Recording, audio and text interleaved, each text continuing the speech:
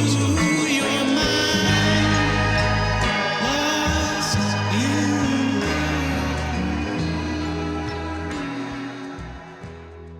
Like 20, 30 years ago, that was pretty normal, right? You know, you go to a Totally. normal bar, it's like $2, $3 for a beer. Everybody's kind of chilling and hanging out, and it doesn't really happen anymore.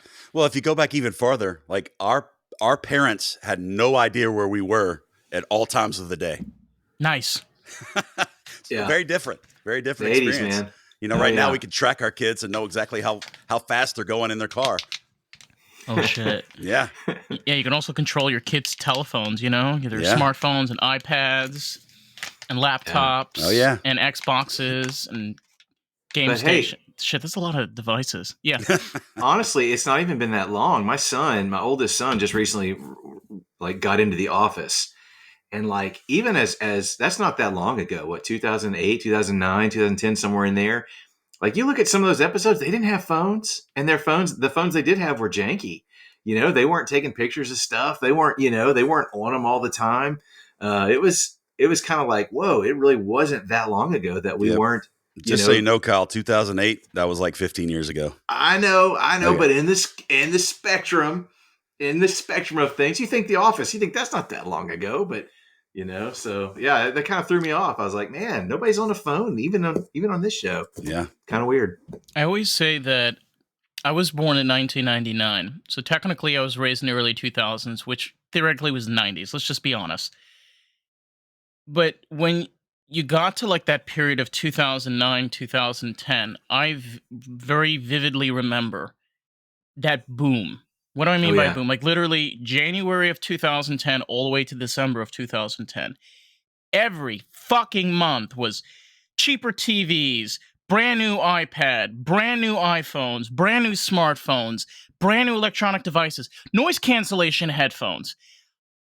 All of this shit, like things that like were considered extreme luxuries no one had, nobody could afford.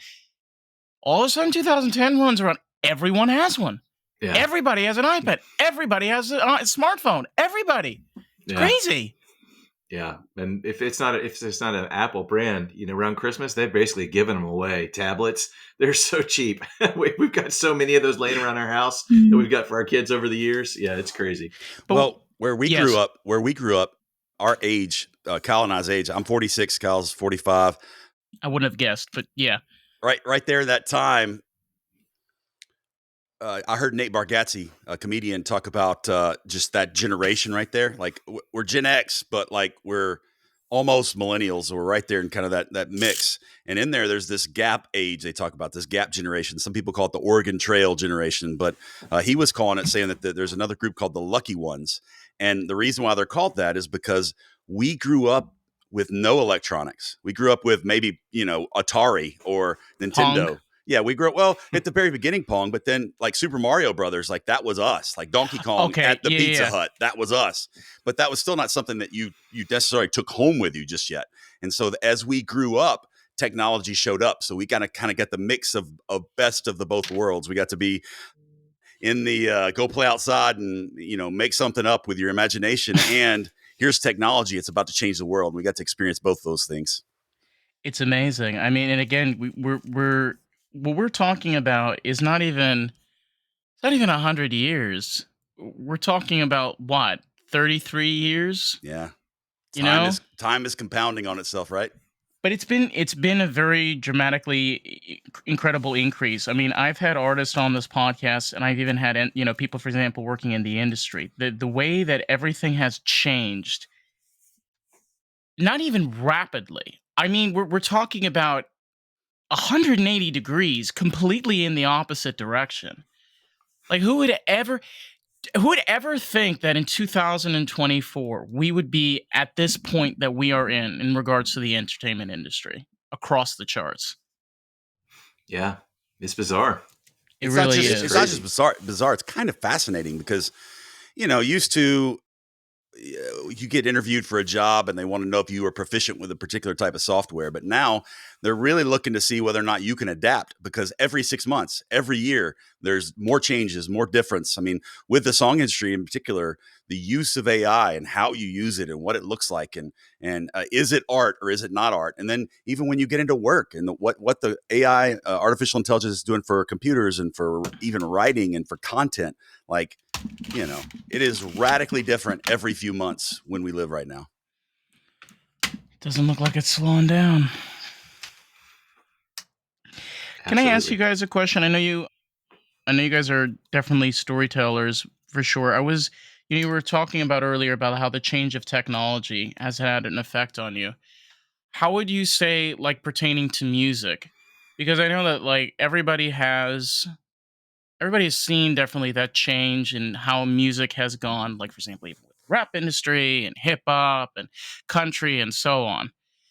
But one of the coolest things is that I've had people on my podcast are solely independent artists. Mm-hmm. So they have no label, they do everything themselves, and they're their own producers. So it's like, wait a minute, so and their music is fucking fantastic. Mm-hmm. So wait a minute, you don't have any label? No. Yeah. Can you imagine that? Try to imagine that for a second. Like, imagine like going up to somebody like and be like, "So you're a professional musician?" Yes. So who's your label? No, I'm my label. What? How does that work? My daughter is, I guess she could be considered a recording artist. She's brand new, and we've been recording an album, and her album sounds fantastic. I mean, it is crazy amazing. It sounds like there are 17 musicians on this track, and all the things and all the harmonies and all the levels and all the rock and drums and everything.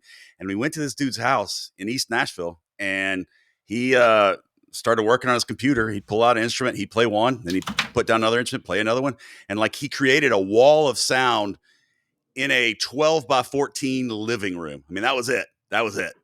And so that kind of thing is amazing. Like, you no longer have to go to a giant studio. You are simply going to somebody's house, and they're creating magic right there with you. Like, we sang in the kitchen. Like, she sang on the couch in the living room where he was recording the other stuff. And it sounds like $1 million. It's crazy. And Kyle, I was going to ask you, you kind of had a very particular, I think we're out of the time where you could get prosecuted for this, but like in Trustful, you were at the very cusp. Like, the thing, Dave, that's crazy is like, we didn't just experience music in the way that you're talking about now, but we experienced time where the only way you could hear a whole album was by purchasing the CD or going to a friend's house and listening to it.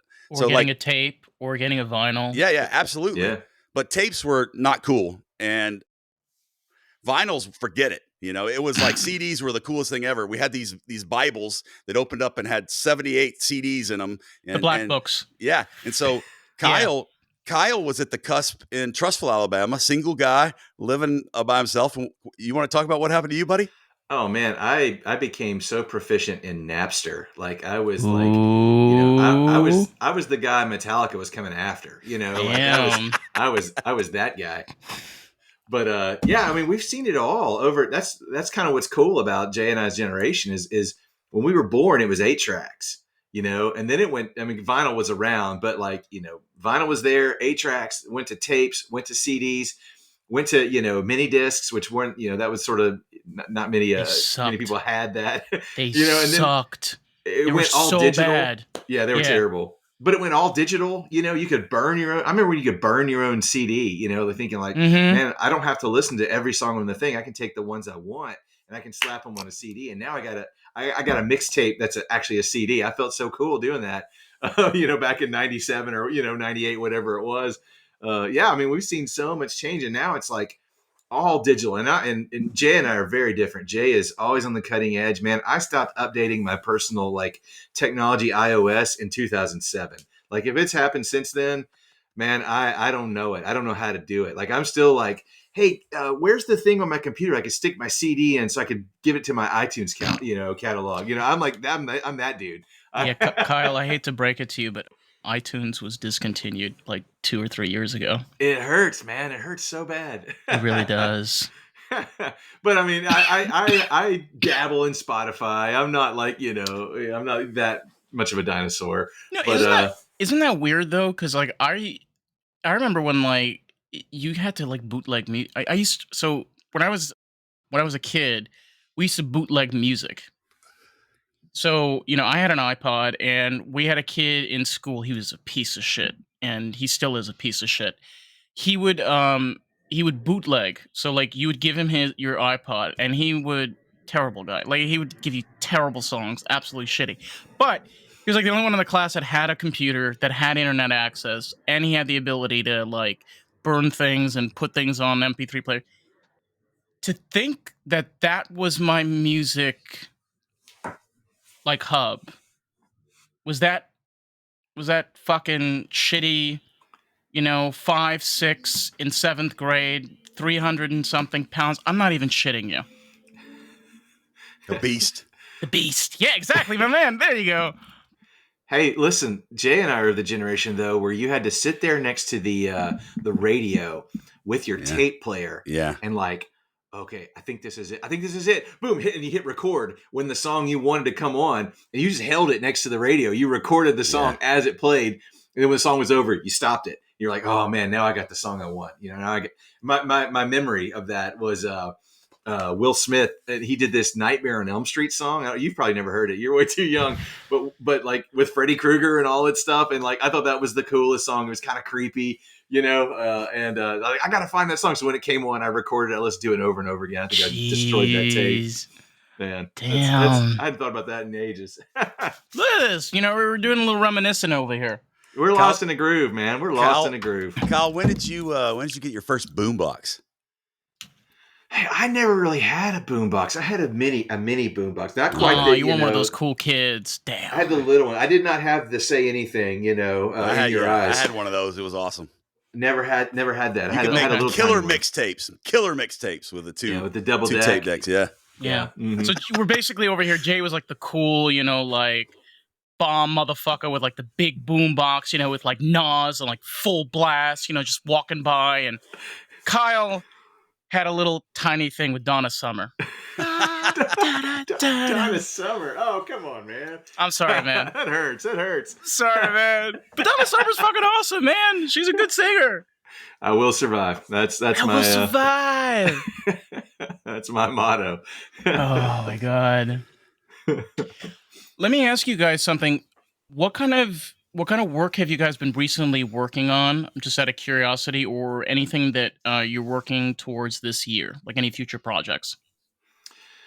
Well, we've written this book, The Dead Rock Stars. That's our big thing. Came out last November.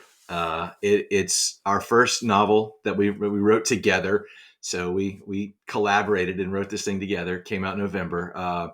Man, we're super excited about it. You're trying to let everybody know about it. How to get into this world we've created, this universe we created. We think is pretty cool. Yeah, and the other thing though, I mean, like if you're talking about future projects, we're learning all of this on the fly. Like we started doing podcasts a couple of months ago. This is probably our 15th, 16th podcast that we've done, and it's pretty early in the world of podcasting. We're learning how to do marketing. We're learning how to kind of constantly be pushing our book, because as we talked about the music industry changing, the book industry has changed quite dramatically. Like an author doesn't just give a book to a publisher and then they do the rest. Like if the author isn't pushing the book, it's not happening. And so we've kind of got our marketing hat on right now, and neither of us are particularly proficient in that. We're learning, but that's the thing that we've had to focus on. And, our book is it's a universe we've kind of created. And with that, we have plans for future books, but we haven't even been able to turn our attention to that because,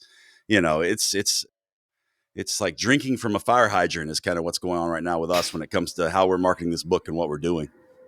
I think that's I think it's amazing. I think this is a really great point and perspective that nobody would have thought about 60 years ago. If you would have asked somebody in 1964, what do you think would have been the biggest advancement for human beings? No one would say podcasting, because they couldn't fathom that. I mean, they could have fathomed, like maybe FaceTime or possibly watch that you can call somebody on, or maybe, but they could never fathom something like that, like this. Yeah. Isn't that interesting? Yeah, you watch 2001 Space Odyssey, came out in 1969. They FaceTime in that movie. You know, James Bond had he had a watch he could speak to, and these movies came out in the 60s, and I know there were novels written before then. So I mean, yeah, you're right. Those are technological things that people could conceive, but to think, yeah, a couple of guys are gonna in different places. They're gonna have a conversation. They're gonna talk. They're gonna talk about music and how things have changed and all that stuff. And we're gonna throw it out on this thing to the world. We're gonna broadcast it to the world. Man, they couldn't have imagined that. Maybe they limited to the radio. Even that has a signal. You can only go so far. Man, this can go. Somebody could take this to space and listen to it. I mean, that's so cool when you think about it. If you said that same shit in like 1967, they would be like, dude, how much fucking LSD are you on? Yep. Right? Right, man? Out of your mind. You're out of your mind. Yeah, they'd be like, They've what been the like- fuck? Like, are you tripping balls or something? Be careful talking to that Kyle guy. He's weird. Oh my god. So, question for you guys. So, Dead Rock Stars. A little bit of an introduction to the book. Yeah, Jay, Who go wants for to it, go man. first? I've talked too much. You go for it. No, that's good. Hey. Kyle and I met in college, and so we've been really close friends since like 96. And because of that, like 3 years Great before you year. were born, by the way, Dave. So we've been really close ever since then. And there was this phase in our life where we were both commuting. And during that commute to work, we would usually talk to each other in the mornings. Now, we didn't talk about, our lives or our heart or how we were feeling. We didn't talk about our families. We talked about movies. We talked about books. We talked about music. We talked about whatever we wanted to talk about that necessarily that itch wasn't being scratched elsewhere. And so we were two nerds in the car talking about Star Trek or talking about whatever the thing that is that we wanted to talk about. And absolutely live long and prosper. One morning, one of the things we used to do is we'd watch a TV series, we'd watch a movie, and we'd always be like, man, this doesn't make, like Lost was one of those examples where Lost took off, and the very first season of Lost was phenomenal. And the farther it got along, they The created plane crash? Yeah. Yeah, I remember Lost.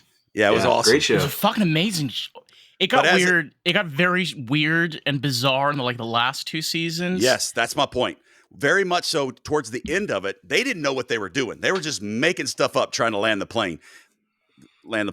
And probably poor choice of words for that show. But whatever the case, Kyle and I picked apart continuity. We picked apart plot holes. We picked apart those kind of things. And Kyle's a lot better at it than I am, because sometimes I'll be like, dude, it's a movie. Like, just relax, buddy. But like, we would do those kind of things. And one morning, on occasion, we would pitch each other ideas. And one morning, Kyle had this idea for a story, and we talked about it like as a movie to begin with, or as a graphic novel or something like that. But he had this idea for a story, and I was kind of shocked by it. You wanna give it a pitch, Kyle? Yeah. So I'd always thinking about what's a cool story, what's a cool something that anyone could get into. And I read this article about this plane that crashed in a swamp, and they never found the plane. Because the swamp just swallowed it, just submerged, and there's no way they could get it out. And I started thinking about that, and I was like, man, what if everybody on that plane was actually, became secret agents or something, something crazy. And so my mind started they didn't really die. They faked their deaths, and that's why they can't find the plane. And so my mind started going like, who could do that? What could create that type of scenario that would be real? I thought, man, what about like rock stars? What about these rock stars who, real life people who tragically died way too soon? What if they didn't? What if they faked their deaths? Everybody's always said for years, Elvis is still alive, but what if they're right? What if he really is still alive? What if, a lot of these people are fake their deaths to become secret agents and without anyone else in the world knowing, kind of like the Men in Black, they're the ones who secretly keep the world safe, and keep the bad things from happening. And so that was kind of the pitch I gave him. And he loved it. He got really excited about it right out of the chute. Jay's famous line. What'd you say, Jay? It's okay. I think it's $1 billion idea, and I think it's like a huge idea. But more importantly for Kyle and I, it's a universe. Like, that concept, that idea is a universe that we get to play in. It's an alternative history that we get to create. And so there are certain rules, like who's in it, how they died. We made some choices about who we put in the book and who we didn't, based on the, whatever. And then there's also this kind of rule of we want to treat these people with care. Like we're not interested in like, I don't know, besmirching their name. Like we're interested in like caring for them, because these are people that we love, people that we cared about, and people that a lot of generations of folks have cared about. So much so that they still tell stories. Like, you could Google Tupac still alive, and there'd be images of him on some island that they saw him, or whatever. And so Very pixelated. yes, very pixelated, just like Bigfoot. Right. Kyle, why don't we have Bigfoot in our story? We got to do that, man. Hey, we should. That would be great. Which version? There's Yeah. there's different generations of Bigfoot at this point. Yeah. By the way, actually, I heard that the Bigfoot was an actual real creature. Like hundreds of thousands of years ago, it was this like mammal that would walk on its twos. So it had a tendency. And the other interesting thing that I never even thought about is grizzly bears have a tendency of walking on their Yeah. their feet. So a lot of times what people may be thinking as Bigfoot may just be a grizzly bear. Have you ever seen a grizzly bear standing? Humongous. They're like fucking 8 feet. Yeah. Huge. I just saw a raccoon walk across a Ring doorbell on his front hand. So, I mean, I believe anything could happen. Hey, I love that. Oh my god, raccoons are like little bandits. They're cute, Yeah. but like deadly. They're like, Yeah. look at my eyes. There's a reason why I look like I have a mask on. What's funny. interesting? Because like talking about like dead rock stars, this podcast, one of my inspirations for this podcast was Freddie Mercury, John Lennon, and David Bowie. They're all dead. 3 of the best. And they all die tragic deaths. One liver cancer, one that was shot by a fat white person, and the other one that died, unfortunately, of AIDS. And isn't it like, I sometimes ask myself the question, like, what if they didn't die? What if I could have interviewed each one of them? What could of those interviews possibly have been like? That's You know what I mean? All 3 of them would have been radically different. That's for sure. Oh, yeah, for sure. I think Freddie Mercury would have probably said honey way too much on this podcast. I think David Bowie would have figured out whatever way to mess with you and said the opposite of whatever you thought, probably. For sure, man. But we all know, like, any podcast with David Bowie is not substance free. Like, there's a curtain going down. Yes. There's like a shaman with like red robes coming out. You're like, what the fuck is going on here? It's like, Yes. let it happen. But that's really kind of some of the inspiration for our book is our book is set in 1999. I don't know if we said that yet. So the year you were born, man. It's set the year you were born. Thank you. Yeah, it's you, buddy. You were our inspiration. Thank you. But it's my honor. some of it was, imagining what would these people be like you said, if they hadn't died, and if they had chosen to walk away from their careers, from their families, their lives, everything, to go be, secret heroes, secret agents, that keep the world safe, that save the world. A lot of these people, they thought, John Lennon, great example, he thought, man, my music's going to save the world. Rock and roll is going to save the world. And, what if he became convinced that music's not going to do it? You gotta take action in another way. And what if that's motivated him to stage this whole death thing? And, I don't want to get into too much of the particulars, but this is just like a stoner thought that's coming to my mind. Can you imagine like having a time machine and like taking an A-team going back to 1980 and just like storming fucking Dave Chapman, in the hotel? It's like, all right, motherfucker, we know what you're doing. Like full like Pulp Fiction, with the Psalms, what Samuel Jackson did, the full thing, and then like, shh. But yeah, that's honestly like, that would be fucking awesome, or That's like you said, like you go back in time and like you have these secret agents that like figure out different.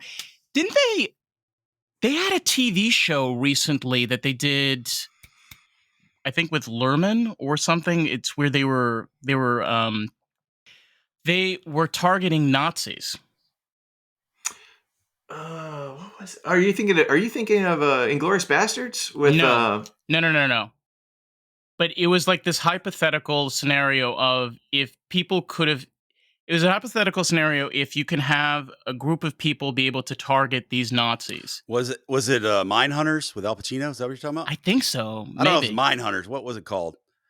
Something. But Al Pacino was like he was leading a group of people. It was right after. It was maybe in this. I don't remember exactly when it was, but it was these Nazis that had kind of infiltrated America. They'd come in and become engineers and become all these things. And so this group of regular civilians were going out and they were taking care of the Nazis behind the scenes. I think I remember hearing about that. I think it was I don't know. maybe Mine Hunters. Maybe that's what the rock stars are doing. They're taking care of the Nazis. Well, they're definitely saving the world behind the scenes, and nobody knows it. That's for sure. Michael Jackson's just like through the whole thing. He is one of the ones that comes up the most. He's not in the book because he died in 08 or 09. I think 09. I can't remember. So yeah, we get to it starts in 99. We'll just say it starts in 99. It's called Hunters. I went and found it. Called Hunters. Gotcha. Great title. Wow. Yeah. Just one word. Mm-hmm. But that's Quentin Tarantino. That's 2 or 3 of his movies. Reimagining how it could have ended. Like Inglourious Basterds was one of them. They shoot up Django. Hitler, and Django, and then Once Upon a Time in Hollywood. Yeah. He reimagines how things could have ended or maybe should have ended in his mind. And so that's kind of what we're doing a little bit. We're reimagining what could have happened if these people didn't die, and what would their lives look like, man. They had some demons. They all had demons, so how would they fight off those demons to be proficient secret agents? You know what I mean? Like how would they live in a way that was how would they learn the skills to be a secret agent and all that stuff? So yeah, it's kind of fun. It's a different idea, but it's kind of fun. Well, we also grew up with Arnold Schwarzenegger and Sylvester Stallone, being the one man that wipes out 100 people in a movie. Like we were always like, John Wick, except cheesier is kind of what our world was like growing up. And so, and bigger muscles. You add that to Men in Black, and you add that to the Kingsman, and you add that to these stories, and there's kind of this place where I think we as a culture love thinking about somebody being behind the scenes saving the day. And for us, like Kyle said, a lot of these people met tragic deaths. And so we wanted to kind of give them a second chance. Like, what if the world was so kind to them and it got so sideways that they were able to get cleaned up, or they were able to kind of have a second chance, and they decided to give back to the world. And so they're no longer performing for everyone. They're instead using their talents, using their gifts, using who they are to be able to help others in a very selfless kind of way. And so, our world is silly. Our world is stupid, but it's very much a second chance for all these people to have kind of a extra life. Like we don't know what Elvis Presley was like at 60.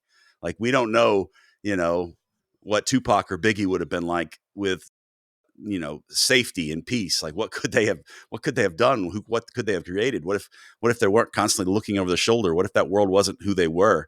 And it's really fun to put them in this secret agent world where they're behind the scenes protecting things, because, the year that you were born was one of those great transition years, like we talked about at the beginning.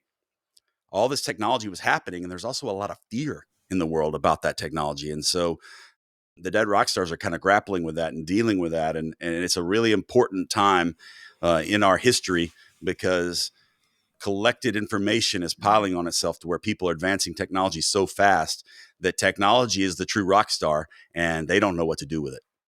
Right. It's just, it's an interesting thought to ponder on, because, I can say from my own personal experience, I lost my father a few years ago. And one of the conversations I've had, thank you, my man. The thing that I've always had is like, for example, conversations with my family, especially like my siblings. And then number one conversation that we like talk about is realistically knowing my dad. He passed away at 63. We genuinely knew that he wasn't going to live a long life. Like we already were prepared that he might pass away somewhere in his 70s. So in our heads, like as a family, we kind of knew like what predicament he was in. And sometimes I kind of think to myself, like, you think about like Iman, David Bowie's wife. She probably knew and was prepared, with his situation, what was going on. And it's a hard thing also to think about, that when there is a tragedy, when somebody goes through something really hard, there is this process of like preparation for the loved ones, of like, we know, and we've kind of accepted this to a certain degree. It's something that I don't feel is necessarily always discussed clearly. It's kind of pushed to the side. It's like, oh, tragedy, and like this could have never happened. But we don't. We definitely didn't feel that way. Hmm. Hmm. Yeah, I think that our book is complete nonsense and ridiculousness, and it's supposed to be fun. Oh, for sure. I'm But just being these a real philosophical stoner. Yeah. Well, that's what that's what it's kind of getting at. I was going to say, like, while the book is that way, it's dealing with really heavy stuff, and there's the heavy stuff on the outlines of kind of what has happened in their lives and what happened in real life. And one of the things that I don't think anybody really wants to talk about is that death is something that comes for everyone, and we don't ever want it to show up. And it doesn't matter how many times people tell us that it's coming or to be prepared, whatever that's like. I mean, there's that moment where it's happened and they're gone and you don't escape it. Like, it lives with you. And unfortunately, Dave, you're probably never going to be quite the same because of that loss. I mean, you'll be different, you'll grow, you'll change, but that loss impacts you. Like, your father in his life or whatever he was to you, like, that's a significant thing, and it should be recognized and it should be talked about, and it should be okay to kind of discuss pain, because we all are going to experience it if we haven't already. Right. What you thinking, Kyle? I know there's a lot of things going on in your mind. My wheels are always turning, man. My wheels are always turning. Yeah. No, man, it's when you the way you described your situation was, you felt like you began a process of preparation, and I've lost within the last 8 years my last two remaining grandparents, and both of them, one diagnosed and suffered from Alzheimer's, and the other one kind of just had dementia, which accompanies old age. They were both late 80s, early 90s. um, so we were in that process as well. No, we're gonna lose them. It could happen at any time. But when it comes, there's when you get that call, there's nothing that you can really do to completely prepare yourself for the reality, that yeah, No. they're gone. And you have those moments you hang on to. My grandmother, who had Alzheimer's, I remember the last time she called me by my name, like that meant so much to me, because that was the last time she recognized me and knew who I was, and even though we had interactions beyond that time, she didn't know who I was.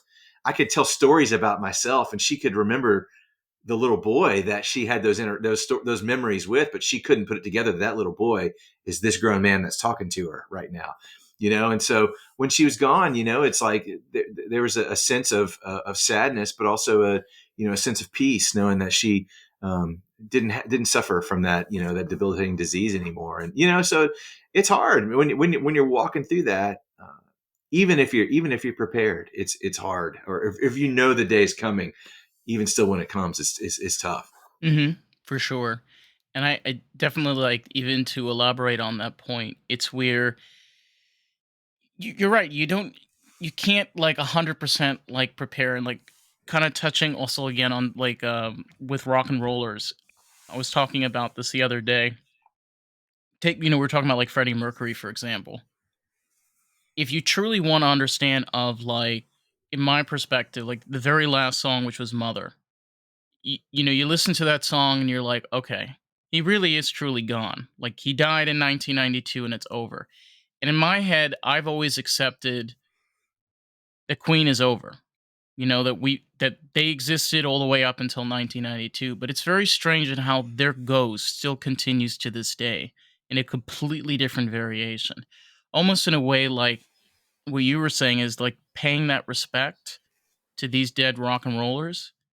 But then there's that opposite of where it's not paying respect, it's paying respect to a ghost, Mm-hmm. creating something that should have never existed to begin with. Hmm. How do you feel about? I've seen Brian May my YouTube algorithm knows me, man, and so it's bringing up clips of dead rock stars and stuff. And so I've seen a clip of Brian May doing a duet with a video of Freddie from the '80s or the '70s, maybe even, where Freddie sings the song and Brian May, plays along with him. But it's sort of but this was like last year, They never see, this is the thing, they never let go, because like Brian May, John Deacon, and Roger Taylor, they're all very talented instrumentalists. If they would have, what's it called? Not the Smiths, the one with, oh my god, my brain, I'll think of it in a second. It's one of those bands. It was with I think Ian Curtis. I'm trying to remember. Yeah. He committed suicide. Yeah. Their song, which is Atmosphere and Transmission. I'm trying. No. Oh my god. Division? Joy Division. Joy Division. Joy Division. Joy Yeah. Division. Damn. Okay. When Joy Division, when Ian Curtis, committed suicide, the band members, what they decided to do was they weren't continue Joy Division. They said, you know what? We're going to go in a complete, and they did. They went in a completely different opposite direction, and it was fantastic. I mean, you got a whole different, but I'm not criticizing Queen. What I'm saying is that you have these really talented instrumentalists that they could have had the opportunity. So you know what? Freddie died. It's very unfortunate. We're all really talented. Let's do something. Yeah. They could have had a Beatles moment, or they could have collabed with other artists and start something, but they didn't. Well, it's kind of like Dave Grohl, I mean, he didn't try to keep Nirvana going. He created Foo Fighters, there you go. like he did something new, did something different, and that's cool. And, I mean, Kurt was probably the, as the songwriter and all that, he's probably kind of the heart and soul of that band. So it'd be hard to keep that going. But I'm more on Dave Grohl's side, but sure. I've never thought of that though. Like should a band that loses somebody, should they cease to be that band and press on as something else, as a different entity? That's kind of cool to think about. Never thought of it that way. Jay, what are you thinking? I think that unfortunately commercialism and real life and living probably makes more decisions than taste or thoughtfulness. And I think Dave Grohl was probably young enough that he was adaptable and malleable. And I think some of these guys in Queen that had already had a life and experience and had, they had been around the world singing these greatest songs and done all the things, the thought of not doing that way was too much for them. And so they get kind of stuck in a pattern of, we need money and we need to be able to continue to live. And we love this so much. This wasn't just Freddie's, it was ours. And so we want to keep playing those songs, and we're going to make it more of a tribute than we are going to make. I mean, I don't think, does Queen make new music? I don't know. Yeah. Adam Lambert was their singer for a time, but was he just like the karaoke, like was he just, or is he still their singer? I don't sure care. I really, I don't care. Hit a sore spot. Sorry, man. Yeah. No, I mean, it's okay because like I'm a kind of like I'm a dead hard like rock and roll fan, and I'm one of those kind of people that there are so many other bands that went through not exactly but very similar predicaments to Queen. The Beatles, okay? The Rolling Stones. Guess what? Mick Jagger and Keith Richards. Yes. They're still a part of the Rolling Stones fucking 62 years later. Okay? So it's like, I get that. The whole commercializing and, the adaptability of surviving. But isn't the whole great thing about rock and rollers is the fact that they're wild fucking people out there making crazy music or something that's just inspiring. And there's just a story there that you can grow with. And it's like, again, no shame. It's like, what are you doing? Like, you're trying to make money is what you're trying to do. I understand that, man. But that's it. I mean, that's the motivation. I think, I mean, I don't want to, and there are other people that aren't like you that they want to go back and try to relive the moment. If Freddie's gone, let's get as close as we can get. And they're trying to relive kind of that moment or that experience. I'm not saying it's right. I'm not saying it's, the way it should be. I think you're right. I think how Dave went is the way to go. But, the music industry right now, they don't find great music and then promote it. That's not how it works anymore. How it works now is an independent artist has to go and create who they are, create what they're doing, and create a fan base. And at that point, when they are profitable, that's when a music record label wants you. And so it's not about, is this amazing? It's about, can you market yourself? And that's why we have so much kind of crappy music that lives in the world, is because it's no longer about the art. It's about commerce, and it's about making money. And I think with a lot of these people and a lot of these record labels who have interest in the publishing rights to these songs, like for these songs to continue to get sung, for them to continue to get played, continues to bring the money in the door. And so it's about money. Wow. That was a very straightforward, And depressing. non-negative, to the face point of perspective.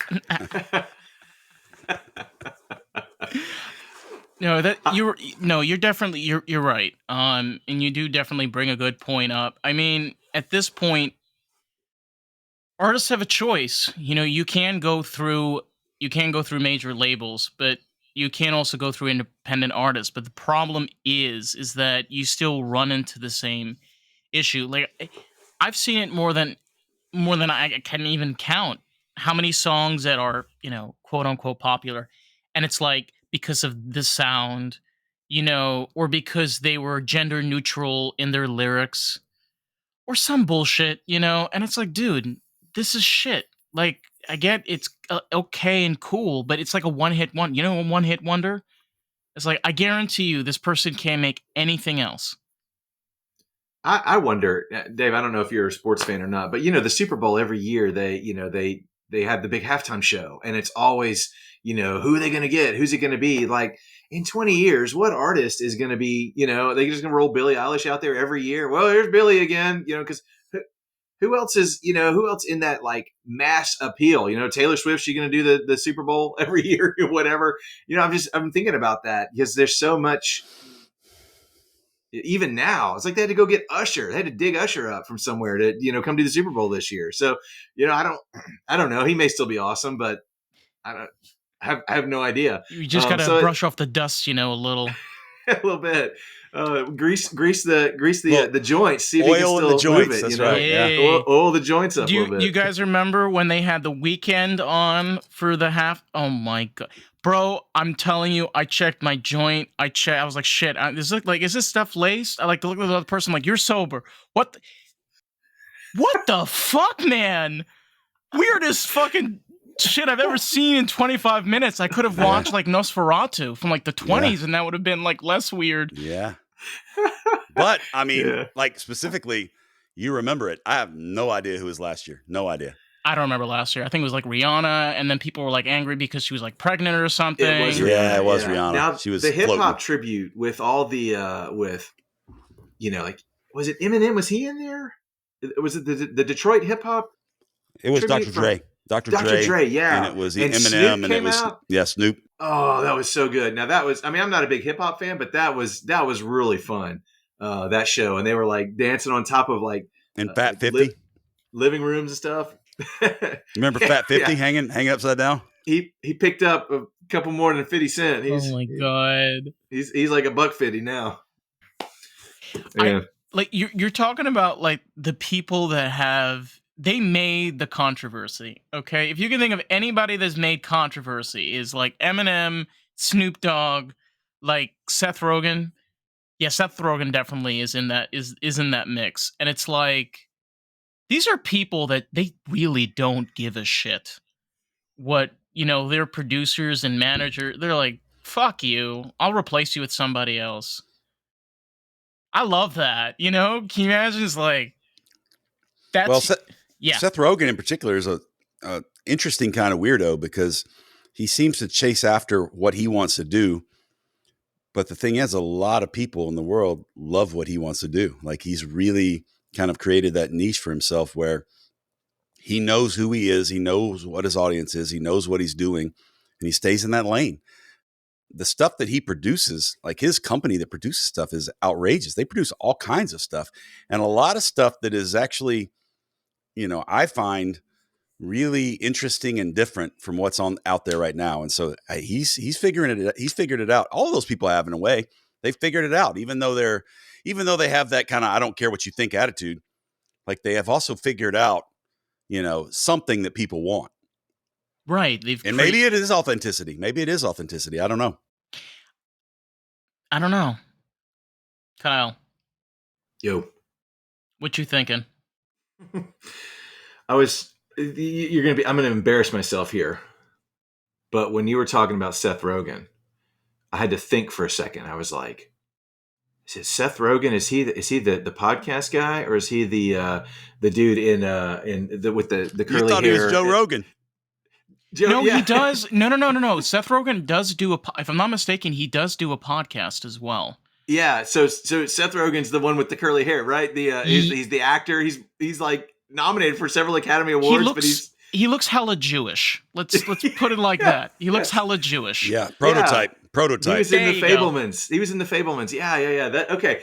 But you said Seth Rogen. My mind went to Joe Rogan, and I was like, I was trying to figure out who you're talking about. Joe Rogan is a lot less funny version of Seth Rogen, and also bald and way more jacked up. What was that movie we saw with Seth Rogen, Jay, together in the theater with Danny McBride? Yeah, it was Pineapple Express. Pineapple Express. By the way, that is the very first movie I ever got stoned to. I had a friend of mine that was a dealer, and I was like maybe 14 or 15. I don't even want to say this. I was 14 or 15 years old. And he's like, dude, you want to smoke some weed? And I was like, sure. And he's like, you want to watch really cool movies? So we got high watching other people get high. It was James amazing. Franco it was fucking amazing. James Franco in that movie was so funny because no one knew how funny he was until he did that role. And he just, his whole like persona in that movie just cracked me up. He was hilarious. I feel listen to Seth Rogen's run on being a producer. Let's see if I can pull it. This is just him producing, right? He's a co-producer, 40-Year-Old Virgin, Knocked Up, Superbad, Pineapple Express, Green Hornet. He was a producer, 50-50 with the guy with three names. I get the Robin. What's his name? I can't think of his name. John Gordon-Levitt. From Third Rock from the Sun. Yeah. Joseph. Yeah. And then you got This Is the End. You've got The Interview. And then it gets into The Interview is really good. Yeah. It's TV stuff that he starts to do. He does Preacher. He does Future Man. He does Good Boys. That's a movie. And then he does The Boys. That's him. The Boys from Amazon, the big giant boys thing. Have you guys seen that? I've watched a couple seasons of it, yeah. Bro, that literally changes your mind on superheroes. Like, yeah, it's good. I cannot look at Marvel the same way anymore. It's like, oh my God, they're fucking bitches. They're fucking assassins. Catch this, though. Catch this. Seth Rogen wrote and produced the most recent Teenage Mutant Ninja Turtles movie. Get out of here. He did a voice. He was one of the voices. He's figured it out, whatever it is. It's cool. You know what, though? It really goes to show you that people like to always go towards this idea of like, once you're famous, you're locked in and like you're a part of the. But people tend to forget that when people have let's put fame aside, when people have a successful career, such as somebody like Seth Rogen, what you're seeing is, like you said, is somebody that not only built up his niche and his career towards his own audience, like his own demographic, to the point where at this stage in his life, he not only has a portfolio, but he has a whole story, a whole backing, everything that comes with it. So if like Sony comes to him and they're like, Seth, you can't make this. Excuse me? I don't need you to tell me. Like, I don't need your money. I don't need your production. I can do it myself. Yeah. Imagine that. He can say, I can do it myself. Yeah, that's a different level right there. That's a different level. It But takes a long it's a time to get level there, that you though. can reach if you want to, as an artist or, as a content creator or whatever you are in the industry. No? Yes, absolutely. I was thinking about M. Night Shyamalan. Dude kills it in Sixth Sense, right? And he kills it, and they let him do whatever he wants. And the music, the movie studios decide that he's dead, like he's not making good movies anymore. He's out, and so he starts to go and use the money he made to produce and fund his own content, and then he takes off again and he becomes a big deal. What was the big movie that he did that was recent? It wasn't Glass, but it was the one before that with is it, Yeah, it's not McAvoy. Who was it? Yeah, it was McAvoy. Yeah, Okay. it was James McAvoy. Yeah. What was that? It was where he had split personalities. Yeah, it was Oh, like what's that movie multiple called? or something, I don't know. Okay, you Yeah. said it's James McAvoy? Yeah. Yeah. Was it Split? It was Split. Split. That's what it's called. Yeah, Split. It's called Split. Yeah. Like if you haven't seen Split, man, that's a crazy movie. Like it's Oh my God, he's the guy from Narnia. Okay, I Yeah. know. All right. Hold on. Yeah. dude, He's McAvoy's Professor the X, guy too. from everything. Yeah.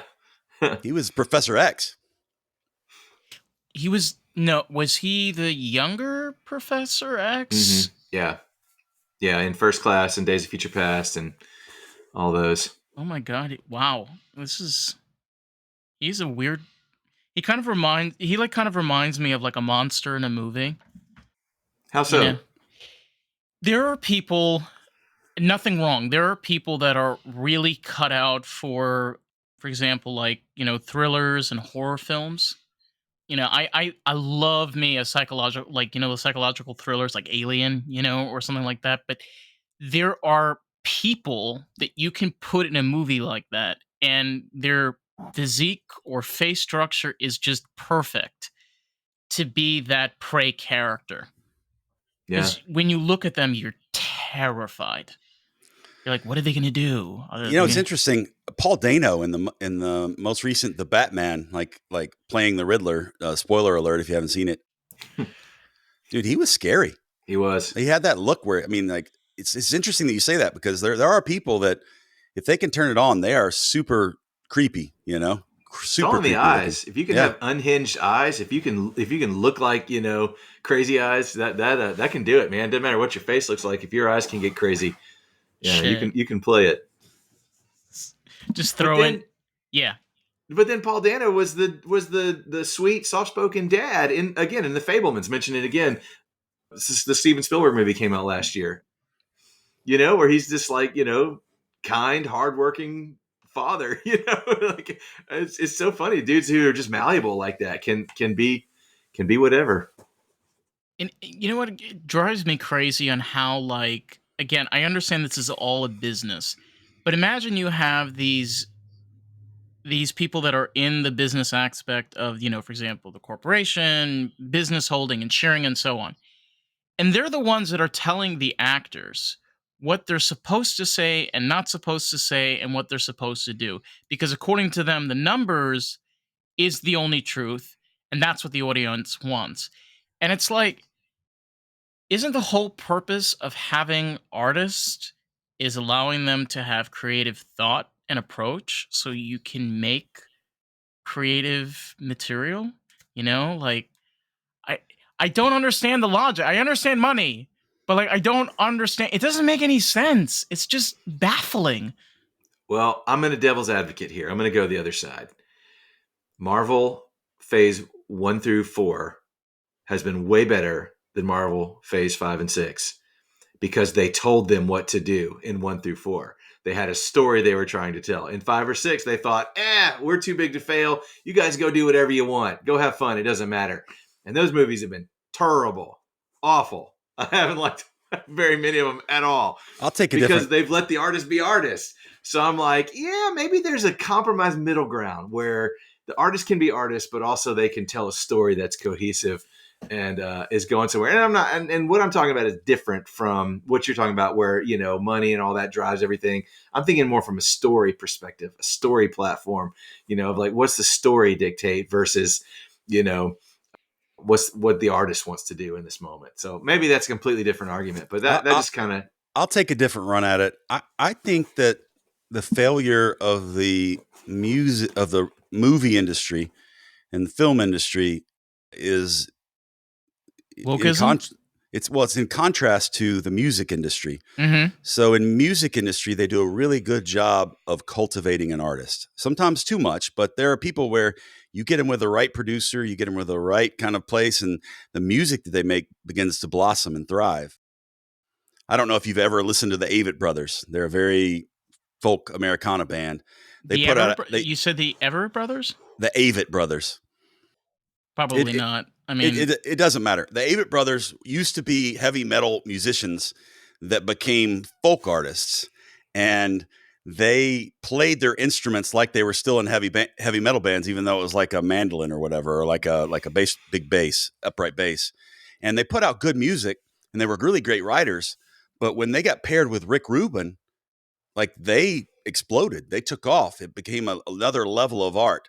Same thing with any number of artists, you find them doing their music, cultivating and learning and growing. Who you pair them up with makes a difference, and the creativity often gets allowed to be at the front of what's going on. I think with movies, there's not as much cultivation. They don't set people up with a freedom to do what they want, and there's so much money and there's so much expectation on it that everybody starts to get in. Instead of trying to cultivate something, they're trying to save money or make money. And so they know that they've got all this data and all this science that tells them that people like this in movies, and you can't end it this way, and you can't do this. And if you do these things, then it's not going to be as profitable. So you can't do those things. And so then the director is tied from what their creative vision is versus what the studio is making them do. And a lot of these people need to be cultivated. They need to be allowed to be creative. They need to be allowed to do weird and strange things. And it's in those places where they do those weird and strange things where true kind of innovation happens.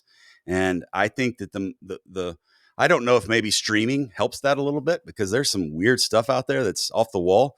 And it's almost like with streaming, there's a little bit more freedom and a little bit more budget as well.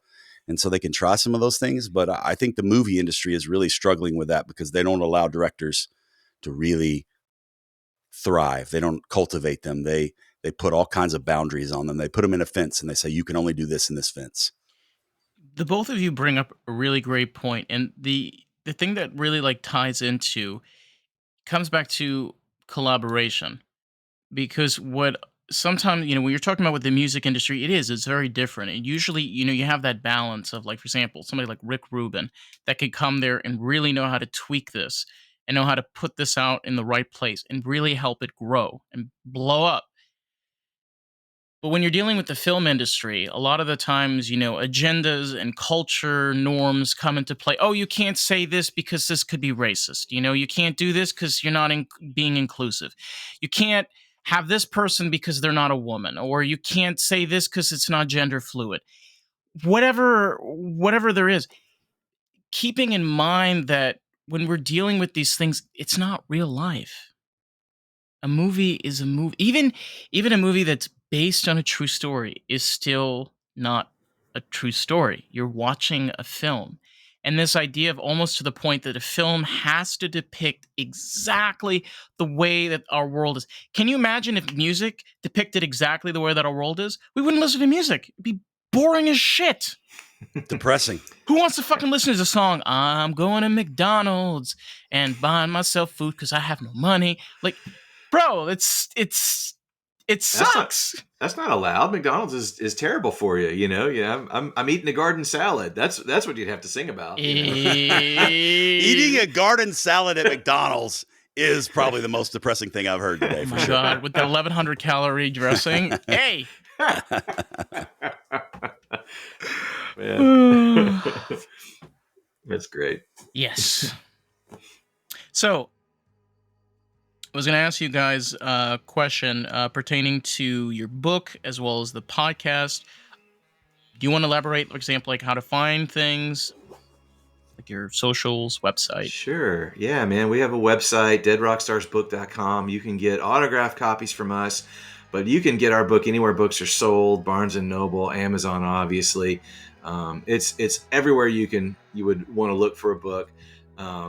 Yeah, we're on several different platforms. The Dead Rockstars book on Facebook, the DRS book on Instagram, and DRS book on X, Twitter, whatever it's called, Elon's platform. Yeah, I'm calling it Twitter. I still do too. I still do because it is like I think you can put twitter.com, DRS book, and it'll pop up, like if you search it on like on a desktop or whatever. He has an obsession with the letter X. Yeah. Can you imagine somebody just has a fetish for just a letter? Hey, you talk about you got enough money, you can do whatever you want. True. There you go. That Yeah. dude. Yeah, I will have a fetish for any letter of the alphabet.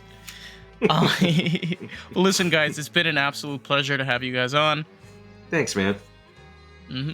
And my mom went blank for a second. Oh, if you guys want to check out more of the podcast, you can find us on Facebook, TikTok, Instagram, and YouTube at Lost in the Groove Pod. So, with that, we'll catch you on the next one. All right. Oh, man, doesn't...